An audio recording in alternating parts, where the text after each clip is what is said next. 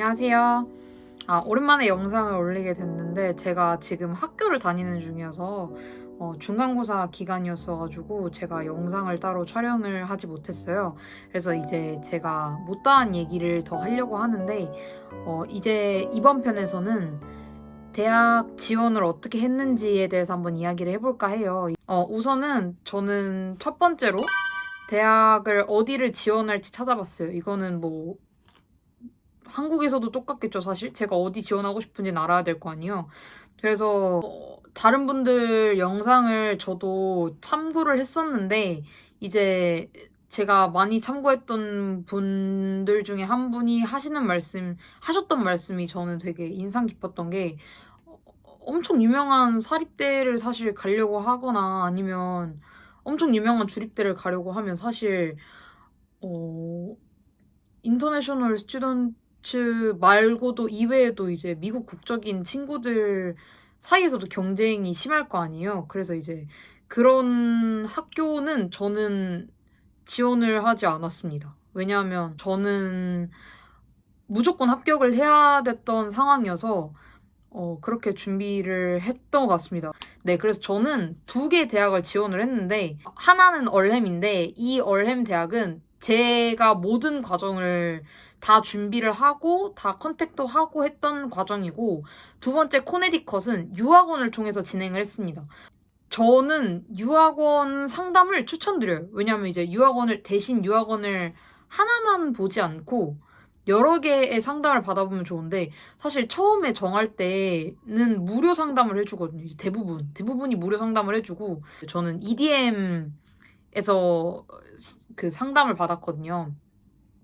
왜냐하면 그 EDM이 좀 가장 큰 유학원 중에 하나라고 해서 EDM에서 상담을 받았고 상담을 두 번 받았는데 두 번 다 무료로 상담을 해주셨고 제 학점에 맞춰서 제가 갈 수 있는 대학교 목록을 주세요. 이제 목록과 입학 전형이나 그런 거를 다 안내를 해주세요. 그 다음 스텝으로 지원 과정으로 넘어갈 때 돈을 내라고 하거든요. 그래서 이제 저는 대학교를 선정을 하실 때 유학원을 적극 활용하시는 걸 추천드립니다.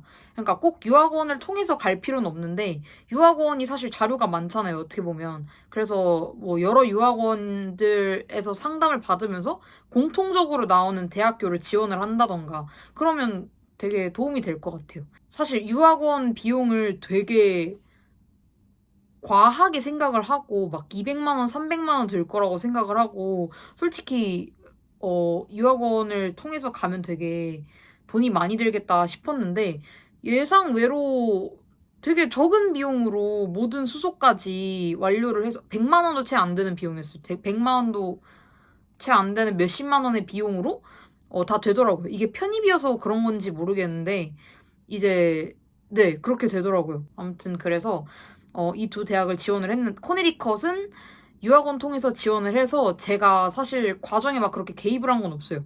이제 저는 그냥 유학원에서 잘 나오는 서류 주고 뭐 에세이 써달라는 거 쓰고 CV 써달라는 거 쓰고 이 정도밖에 없는 것 같아요. 근데 이제 얼햄을 왜 제가 스스로 지원을 하게 됐냐면 그 유학원 뛰지 않고 스스로 지원을 하게 됐냐면 저의 유학을 도와주시던 분이 지금의 이 과정을 혼자 해봐야, 그러니까 제가 필요한 서류를 알아보고, 제가 담당자랑 컨택도 해보고, 이메일도 보내보고, 그런 일련의 과정이 있어야지 미국에서 살아남을 수 있다고 하더라고요. 그래서 그분이 처음부터 유학원에게 모든 걸 맡기기보다는, 대학 하나 정도는 혼자 스스로 헤쳐나가봤으면 좋겠다라고 말씀을 해주셔서, 저는 그래서 얼햄을 혼자 지원을 하게 되었고, 덕분에 정말 미국 사이트에 대해서 많은 걸 배웠던 것 같아요. 네, 그래서 이제 두 번째 단계로 넘어가 볼게요. 이제 대학을 정하셨잖아요. 대학을 정하셨으면 저는 컨택을 먼저 하는 걸 추천드려요. 컨택을 한다는 게 대학교 사이트를 이제 뒤져보시면 입학 전형 같은 게 나오거든요. 근데 이제 그러니까 이거 하나 팁인데 입학 관련해서 보실 때 이 대학에서 본인이 원하시는 시기에 편입이 가능한지 확인을 하셔야 돼요. 왜냐면 이제 제가 지금 지원한 두 대학 중에 코네디컷은, 어, 잘 모르겠긴 한데 얼햄은 두 학기 다 지원이 되긴 했거든요.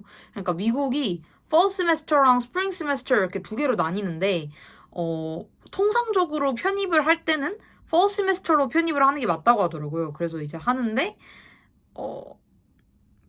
다른 대학 중에서 좀 명문대라던가 지원율이 높은 대학들은 스프링 세메스터에 학생을 안 받는 경우가 있다고 하더라고요. 그래서 이제 본인이 원하시는 시기에 편입을 할 수 있는지를 먼저 알아보셔야 돼요. 홈페이지에다가.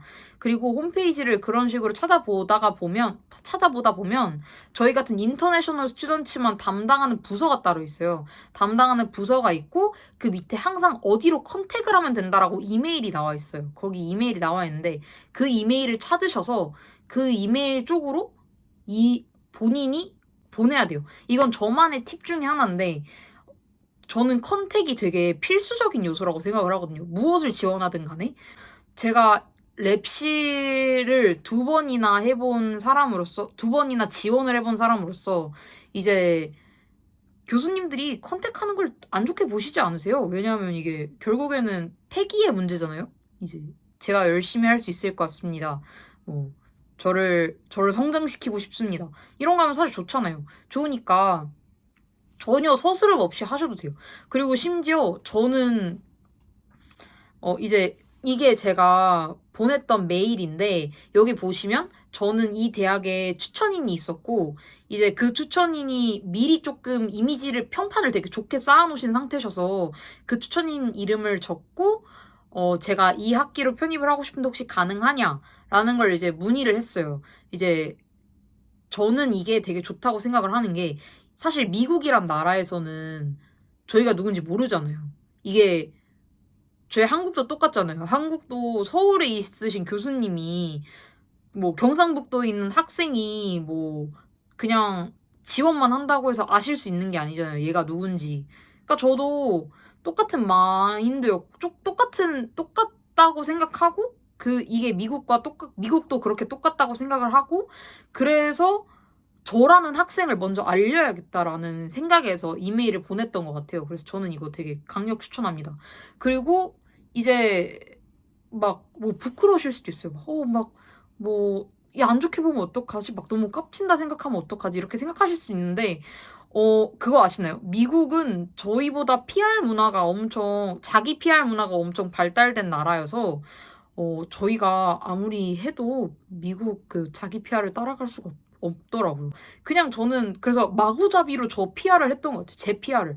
그러니까 저는 이거 잘하는데 혹시 뭐 대학교에서 이런 거는 필요 없으신가요? 아니면 뭐 제가 이런 인턴도 해봤는데 이런 부분이 학교 생활에 되게 도움이 됐던 것 같아요. 이런 식으로 막 이메일을 되게 자주 보냈어요, 저는.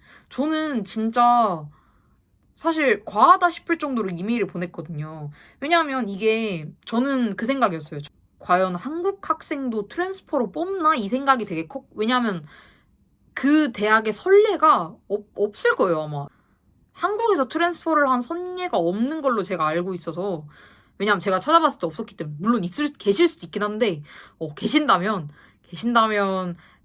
댓글이나 연락을 좀 해주시면 너무 감사할 것 같고 아무튼 제가 찾아봤을 땐 없어가지고 저는 그래서 굉장히 다급하게 제 PR을 많이 하고 연락도 진짜 많이 하고 했었어요.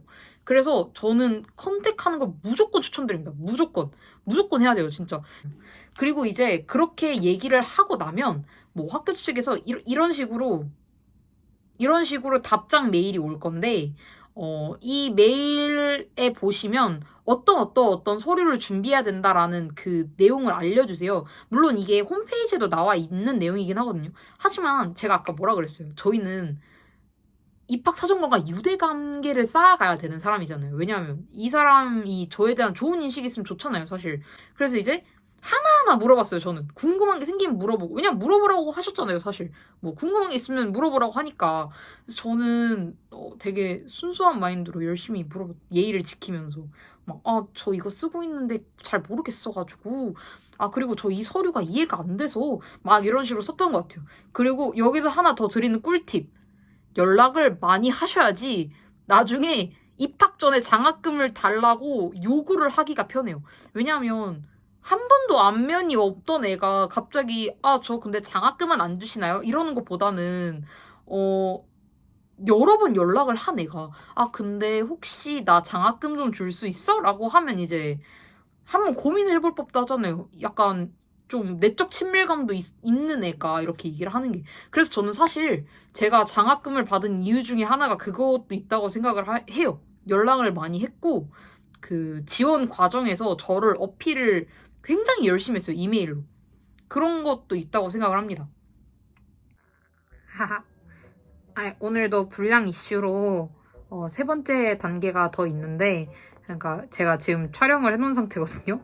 그 커먼 앱 쓰는 방법이라던가 장학금 받는 그러니까 저만의 꿀팁 같은 거를 촬영을 해놨는데 이렇게 촬영을 했더니 40분 넘게 영상 길이가 나와서 이제 다음번에 다음 영상으로 찾아오도록 하겠습니다.